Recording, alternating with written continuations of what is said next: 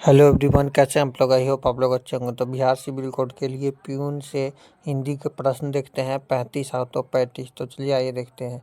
दिए गए शब्द का विलोम चुनें। अग्रज का विलोम क्या होता है? अग्रज का अनुज हो जाएगा, क्योंकि अग्रज का अर्थ होता है बड़ा या पहले जन्म लेने वाला, जबकि अनु का अर्थ होता है पीछे या छोटा। जो बहुत बोलता हो एक के लिए एक शब्द क्या होगा? तो वाचाल हो जाएगा, क्योंकि जो व्यक्ति बहुत अधिक बोलता है उसे वाचाल कहते हैं, जबकि कम बोलने वाला को मित्रभाषी कहते हैं। कम बोलने वाला मित्रभाषी, तो आंसर हो जाएगा वाचाल। घोड़े बेचकर सोना मुहावरे का सही अर्थ क्या है? तो हो जाएगा बेफिक्र होना। इसका अर्थ होता है किसी भी चिंता या जिम्मेदारी से पूरी तरह मुक्त होकर निश्चित हो जाना। अगला, शुद्ध वर्तनी शब्द का चयन करें। आशीर्वाद हो जाएगा, क्योंकि व्याकरण में दृष्टि से आशीर्वाद सही है, जहाँ व के ऊपर र का प्रयोग किया जाता है। अगला देखेंगे, पवन का सही संधि विच्छेद क्या हो जाएगा? पो प्लस अन। व्याख्या हो जाएगा, यह आयादी स्वर्ण संधि का उदाहरण है, जहाँ ओ और अ मिलकर अब बन जाता है। लंबोदर में कौन सा समास है? तो लंबोदर में बहुब्रीहि, जिसका उदर पेट लंबा हो, अर्थात गणेश। जहाँ कोई तीसरा पद प्रधान हो वहाँ बहुव्रीहि समास होता है। अगला,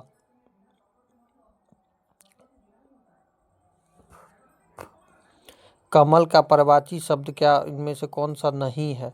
तो जलद नहीं है। जलद का अर्थ होता है बादल, जल देने वाला होता है, जबकि अन्य तीनों कमल के पर्यायवाची शब्द है। ठीक है। अगला देखेंगे, आंखें फेर लेना मुहावरे का अर्थ क्या है? प्रतिकूल होना। इसका अर्थ होता है पहले जैसा व्यवहार ना करना या किसी की मदद करने से मुकर जाना। अगला, हाथ कंगन को आरसी क्या लोकोक्ति में क्या अर्थ है? तो प्रत्यक्ष को प्रमाण की आवश्यकता नहीं है। जो कि बात आंख के सामने साफ दिख रही है, उसे साबित करने के लिए किसी भी सबूत की जरूरत नहीं होती। अगला देखेंगे, परोपकार में कौन सा संधि विच्छेद है? तो गुण संधि। कौन सा? गुण संधि। पर प्लस उपकार होता है परोपकार। अ प्लस उ बराबर हो जाएगा ओ। जब अ और उ मिलकर ओ बनते हैं तो वह गुण संधि होती है। अंधे की लकड़ी मुहावरे का अर्थ क्या है? एकमात्र सहारा। व्याख्या, किसी असहाय या बेसहारा व्यक्ति के लिए जीवन का इकलौता मददगार होना। अगला, स्वागत का संधि विच्छेद क्या होता है? सु प्लस आगत।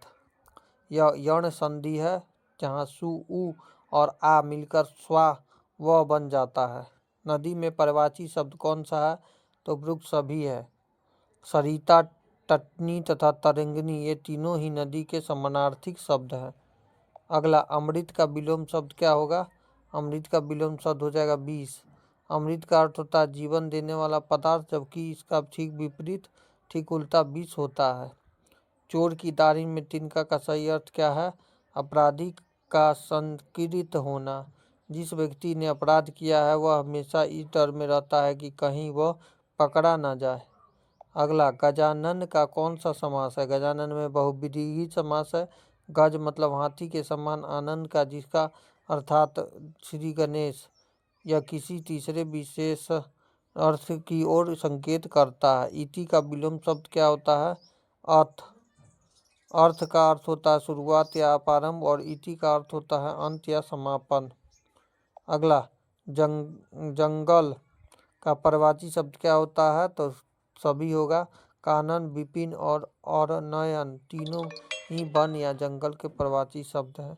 9, 2, 11 होना का अर्थ होता है भाग जाना। व्याख्या, किसी मुसीबत या पुलिस को देखकर चुपचाप तेजी से रफूचक्कर हो जाना। अगला, रचना की दृष्टि से क्रिया के कितने भेद होते हैं? तो क्रिया के 2 भेद होते हैं। रचना के क्रम के आधार पर क्रिया के 2 भेद होते हैं, सकर्मक क्रम के आधार पर और कर्मक बिना क्रम के आधार पर। ईंट से ईंट बजाना मुहावरे का अर्थ पूरी तरह से नष्ट कर देना, किसी का कड़ा मुकाबला करना और उसे पूरी तरह बर्बाद कर देना। अगला, दाल में काला होना का अर्थ क्या होता है? संदेह की स्थिति। जब किसी बात या मामले में कुछ गड़बड़ी या रहस्य होने का आभास हो तो उसे दाल में काला कहते हैं। हवा में बातें करने का मुहावरा का अर्थ बहुत तेज दौड़ना, अत्यधिक गति से चलना या भागना। यह चेतक घोड़ा हवा से बातें करता है। अगला, आकाश का सही विलोम शब्द क्या होता है? पाताल। आकाश ऊपर का विलोम सबसे नीचे माना जाता है। जिसके समान दूसरा कोई ना हो एक शब्द क्या होते हैं? अद्वितीय।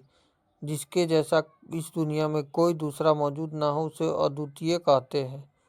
अगला, गागर में सागर भरना का अर्थ क्या होता है? थोड़े में बहुत कहना। बहुत कम शब्दों का प्रयोग करके किसी बड़ी और गहरी बातों को स्पष्ट कर देना। सूर्य का प्रवाची शब्द में से कौन सा नहीं है? निशाकर नहीं है। निशाकर का अर्थ होता है चंद्रमा, जो कि रात निशा कहता है। बाकी तीनों सूर्य के प्रवाची शब्द है, दिनकर, दिवाकर और रवि। अगला, नाक कटना मुहावरे का अर्थ क्या होता है? इज्जत जाना। समाज में मान सम्मान या प्रतिष्ठा की ओर गिर जाना ही कलंकित कहलाता है। यथाशक्ति में कौन सा समास प्रयुक्त है? तो अव्ययी भाव। जिसका पहला पद अव्यय हो उसे अव्ययी भाव समास कहते हैं। इसका अर्थ होता है शक्ति के अनुसार। कनन, कनन से 100 गुनी। पंक्ति में कौन सा अलंकार है? तो यमक अलंकार। यहाँ कनक शब्द 2 बार आया है। पहले का अर्थ होता है सोना और दूसरे का अर्थ होता है धतूरा।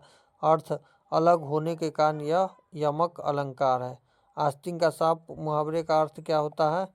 आस्तीन का साप मुहावरे का अर्थ होता है कपटी मित्र।